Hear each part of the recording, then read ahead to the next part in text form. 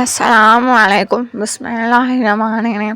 नाज़रीन, रमज़ान मुबारक का मुक़द्दस महीना हम सब के लिए रहमत, मग़फ़िरत और नसात का ज़रिया है। इस महीने में रोज़ा रखना हर बालिग़ मुसलमान पर फ़र्ज़ किया गया है। लेकिन क्या आप जानते हैं कि कुछ ऐसे अफ़राद भी हैं जिन्हें शरीयत ने ख़ास हालत में रोज़ा न रखने की इजाज़त दी है।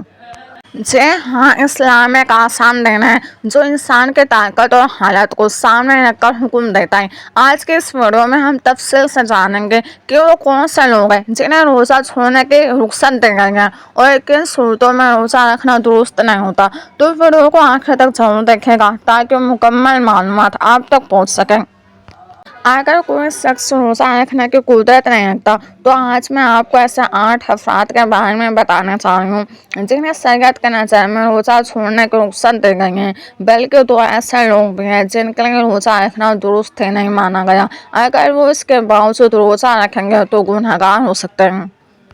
अगर कोई इंसान बीमार है और माहिर डॉक्टर उसे मशवरा देता है कि रोज़ा रखने से बीमारी में इजाफा हो सकता है या जान को खतरा पैदा हो सकता है तो ऐसे शख्स को रोज़ा नहीं रखना चाहिए। अगर किसी काबिल और भरोसेमंद डॉक्टर की राय यह हो कि रोज़ा रखने से सेहत और बिगड़ जाएगी तो ऐसे सूरत में रोज़ा छोड़ देना चाहिए। इस्लाम में इंसान के जान और सेहत की हिफाजत को बहुत अहमियत दी गई है। इसलिए अगर बीमारी संगीन हो और रोज़ा रखने से नुकसान का अंदेशा हो तो फिलहाल रोज़ा न रखना दुरुस्त है। अगर बीमारी इतनी बढ़ जाए कि जान जाने का अंदेशा हो तो ऐसे में इस शख्स के लिए रोज़ा छोड़ने की इजाज़त है। अब सवाल ये है कि वो मरीज रोज़ा कब रखेगा? जब अल्लाह ताला उसे शिफा अता फरमा दे और वो सेहतमंद हो जाए तब वो छूटे हुए रोज़ों के कज़ा अदा करेगा। फिदा देना उस पर ज़रूरी नहीं होगा बल्कि जो रोज़े छूटे उनके कज़ा करनी होंगी।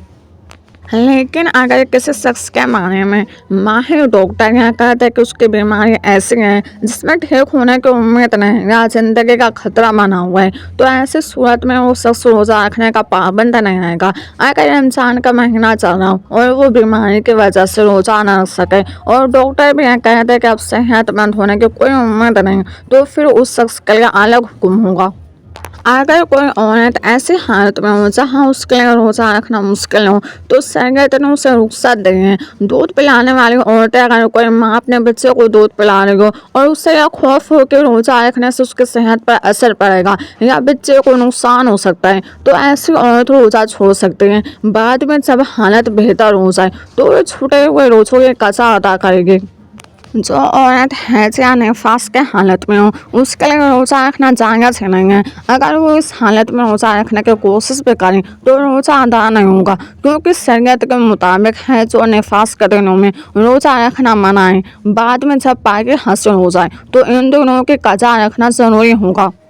शेख है फ़ाने यानी बहुत ज़्यादा बुरा शख्स, ऐसा बुजुर्ग इंसान जो इतने कमज़ोरी को पहुँच चुका हो कि रोज़ा रखने की ताकत ही ना रखता हो, उसके लिए रोज़ा माफ़ है।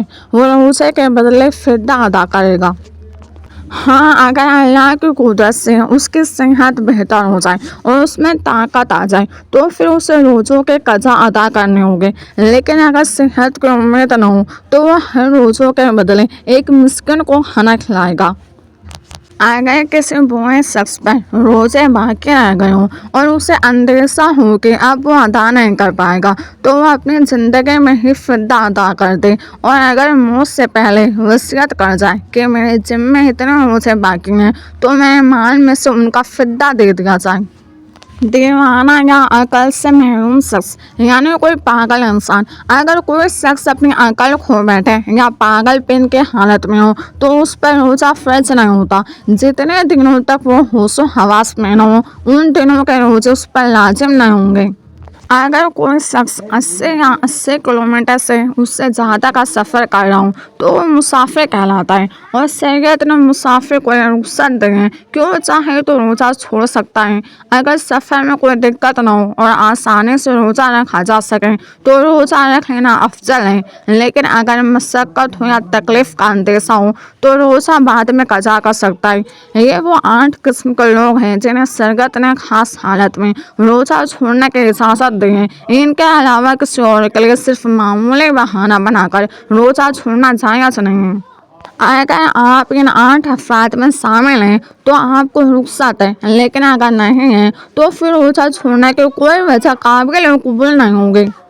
अब आप लोग समझ गए होंगे कि जो कोई बूढ़ा शख्स या बीमार शख्स या फिर कोई प्रेग्नेंट औरत है वो लोग रोज़ा छोड़ देते हैं तो क्या वो गुनाह करते हैं? ऐसा बिल्कुल भी नहीं है, क्योंकि उन्हें रोज़ा छोड़ने की इजाज़त है।